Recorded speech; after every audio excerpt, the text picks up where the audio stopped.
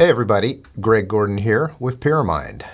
So I am working in Ableton Live 10 here as a Ableton certified trainer. I've had the privilege of working with the beta for a little while. And so I chose a song of mine that I've been producing to mix in Ableton 10. I'm now in beta 9, so I'm guessing we're almost at full release here because next week is NAMM. And I'm going to run through some of my favorite features for mixing in Ableton Live 10, some of the new hotness here. I've put together a blog that kind of documents my favorite workflow upgrades, so I'm not really going to get into those here, but if you're interested in checking that out, it's linked here on the video, so please go to our website and check it out. And I've got my 10 favorite workflow updates for Ableton Live 10 that I've kind of split out in administrative and creative workflow upgrades. There's a lot of really cool stuff that Ableton has done to speed up workflow and to add creative functionality to it. I will highlight a couple here today. Of course, one of my big favorites is the new collections window over here. It's a great way to customize your workflow and take all of your sounds, instruments, audio effects, etc., Max for Live plugins, and kind of organize them in a way that makes sense for you. I've just started doing that here so you can see my collection. I can also add any one of these to more than one at a time. So you can see, here's my drop-down menu. You can do up to 3 different collections at a time on any one given plugin or live pack or whatever it may be. So that's one of the really cool functionalities. It makes it really easy to hunt and find your favorite plugins that you're working with at any given time. So moving straight into the mix itself here, I'm going to kind of work down from the top to the bottom. One thing that I'll show you at the end of the mix here is how I've set up the outputs for Ableton on my HDIO to feed an analog summing mixer and a 2-bus analog compressor and reroute it back into Ableton for recording. So for that reason, anytime I solo a track, I have to make sure I solo my mix return. I'm going to show you exactly how that's set up at the end of this video. I'm going to start with the bass track here. So what I've done here is taken the analog bass, and one of the great new features in Ableton 10 has to do with the push and its ability to highlight any audio on screen, hit the convert button, and now in convert mode you'll see it's not just simpler and drum pad as we had in 9, but they've added harmony to MIDI, melody to MIDI, and drums to MIDI functionality. So in this case what I did was I took the analog recorded bass and I said let's convert that melody to a MIDI track. So you see that's what it's doing on the screen. I've already done it, so I'm going to cancel out of it here. And then I'll show you the result here now is an edited MIDI track that I've created based on the analog bass line itself. So here I've been able to take that MIDI track now, and I'm putting in the new hotness, which is one of the coolest synths that Ableton has released with this version, which is the Wavetable synth. And I have applied that to this new MIDI bass line. So let me just solo for you a second the original analog bass. So let's just hear that 1 second here without the synth underneath it.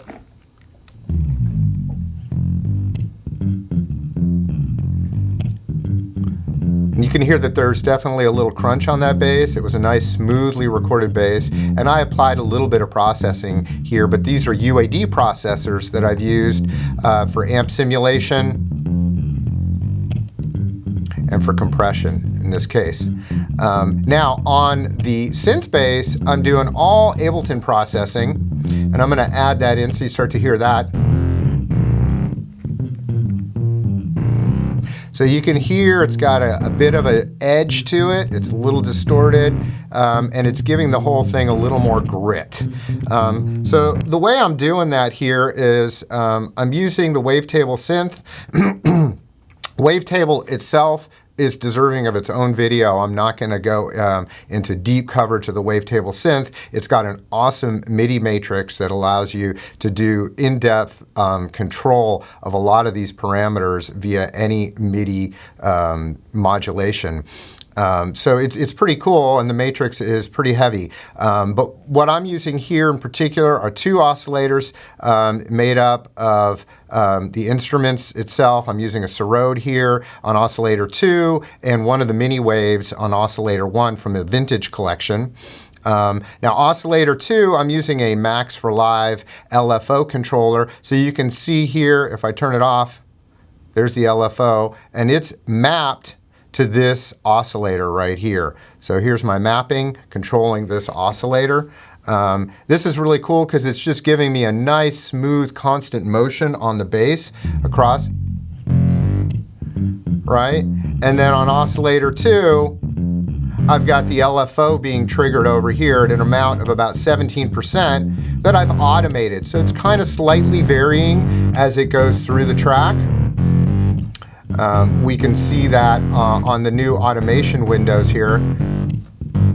To display automation, I'm going to click on this automation view overview, and you can see now the multiple automation lanes. This is also a new feature in Ableton 10 to be able to display multiple automation lanes at a time. So there's my LFO modulation on oscillator 1. I've set it to re-trigger, there's the R over here, so that every time it hits the note, it restarts from 0 again. So you can see it moving here based on the amount at a rate of 16th notes, and I'm using a sine wave here with no offset. So this is kind of how I've built the bass.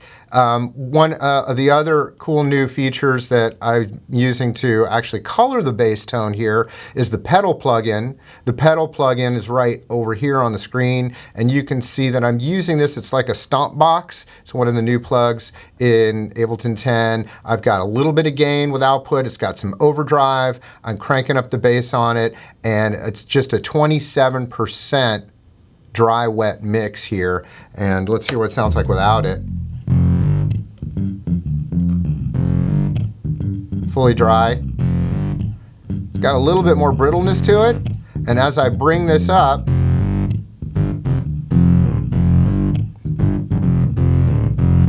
you can hear it kind of fatten up and warm up because that sub here is adding some nice depth to it, just like the sub within the wavetable itself. Okay, so here I've got, notice how it's just the warbleness without that sub. As soon as I add the sub on the wavetable, it gives it some nice tone and warmth. I'm also dropping it down 2 octaves, which makes it nice and deep. Otherwise it'd sound like this. Up an octave. That's oscillator 1, of course.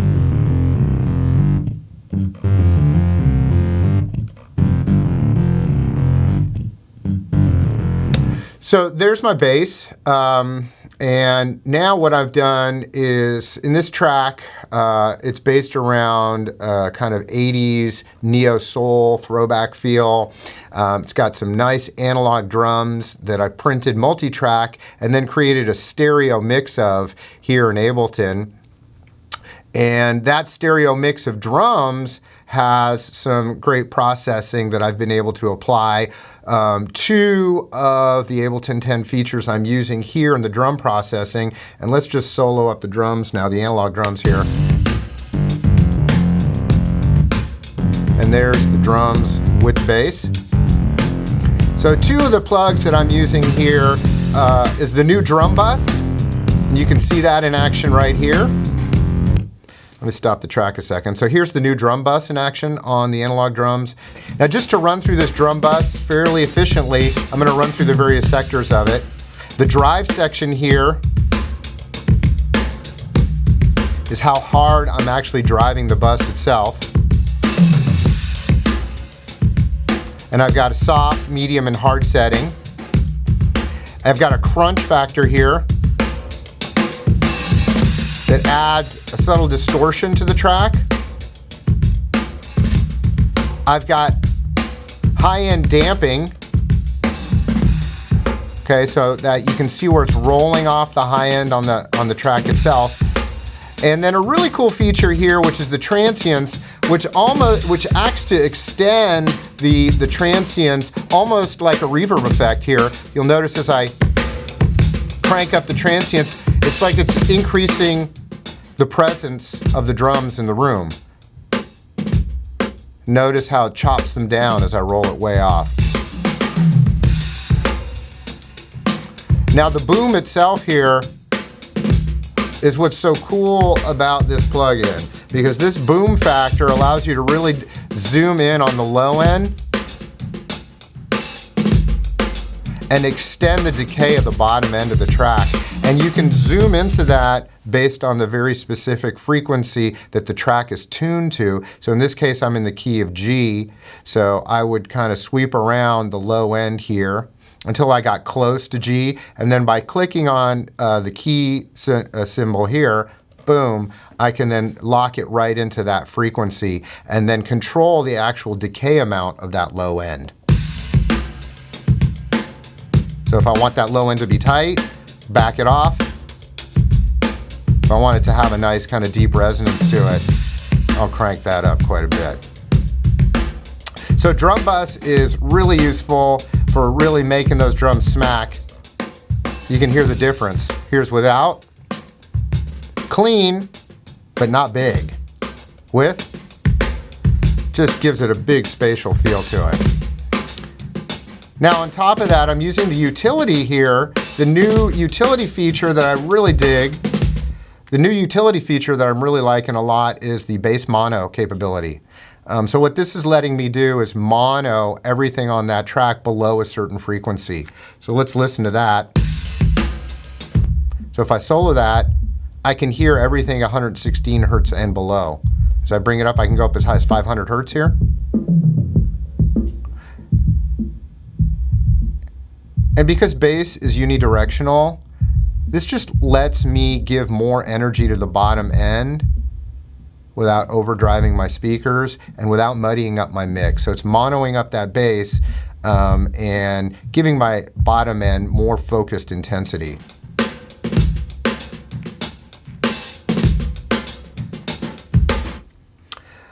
So with the drums, what I've done here too is I've done a mix of electronic drums with the acoustic stereo mix. What you'll notice here is I've got two different subgroups on the screen. Here's the acoustic drums up here. I can collapse those and show just the electronic drums. And what's nice is they're nested now. So I can control the overall volume of all the drums against the two different submixes I have going here, which are the electronic drum submix versus the analog drum submix. So moving on, let's take a look at the guitar tracks here.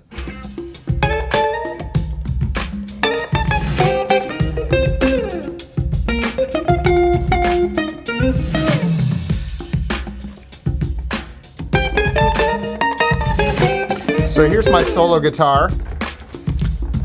And one of the things you're going to see on the solo guitar right now is the new Echo. So you can see you can have a lot of fun with this. The graphic display is really beautiful here on the push itself. And the features of this give it a really nice analog warmth, which is exactly what I was looking for on this track. So the Echo here has it's a stereo delay. You've got two sides to it, left and right. I currently have them locked together, but you can unlock them here. I can have different delay times on either side. Really nice and elegant to move this into different note configurations if you're syncing. So I can sync to time, milliseconds, or I can sync to note variables here. Really clean, classic delay. It gives me the ability to have triplets, dotted notes, and 16th sync here as well. So I can kind of do offsets on my delay. Let's hear that.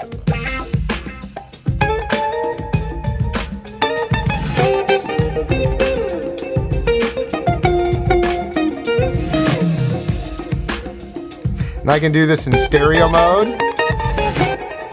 or I can have them ping pong back and forth. Let's take a look at that.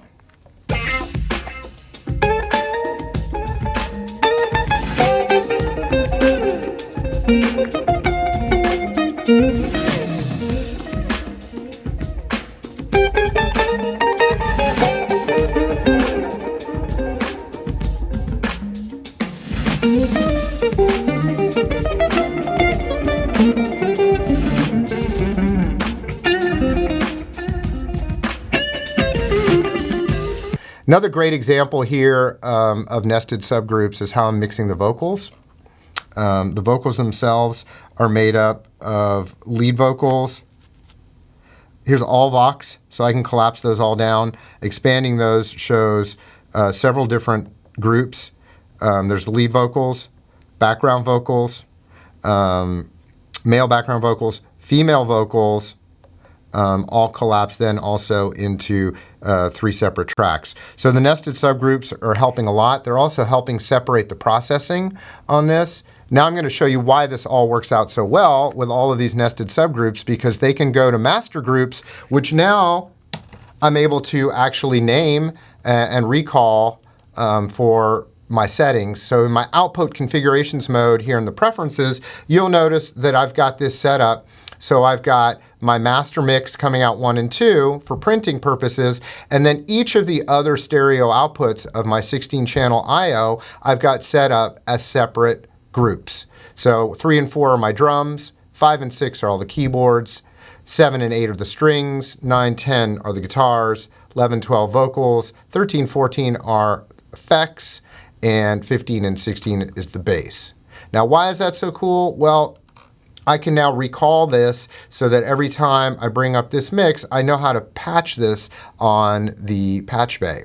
And what I've done here on the patch bay is taken those 7 stereo submixes and I've patched them out of my I/O into our analog summing mixer down here. So here I've got a Dangerous 2-bus where I'm able to set up as many as 8 stereo submixes. In this case, I've set up 7. The Dangerous 2-bus allows me to add some gain and or to mono any of those stereo submixes. I'm not doing that because all of the mono work I showed you earlier using the utility plugin, I've been able to take care of all of any of the bass monoing that I've wanted to do. So I didn't have to do that here. This is then being sent straight to my Manley stereo variable mu limiter compressor, which I'm now using as an analog 2-channel compressor on my master bus. This is pretty cool. I'm not going to go into all the settings on it, but suffice to say it sounds awesome. So that is then being resummed back into Ableton on my mix channel. Here you can see it on the mix channel. Inputs 1 and 2 going to my master out. So now on input you can see the return level, and if I took that out or muted it, you wouldn't hear any of the mix at all because everything is being monitored on the return 2-channel stereo mix master channel. And there it is. And now I'm ready to print my mix. So here we go. I'm just going to hit my push and record, and away we go.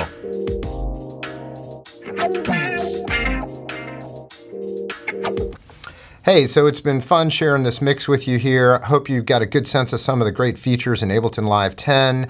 If you want to find out more about workflow tips in Ableton 10, go check out my blog at Pyramind.com. We've also got a lot of great tips and trick videos there for you, as well as our awesome classes. You can take our online classes or get one-on-one mentoring now directly off of our website. Really unique opportunity to connect with lots of awesome Ableton certified trainers and so many other experts in music production.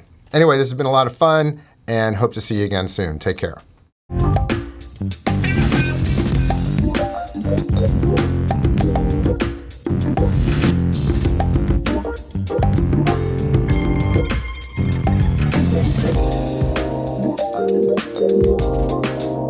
Thank you.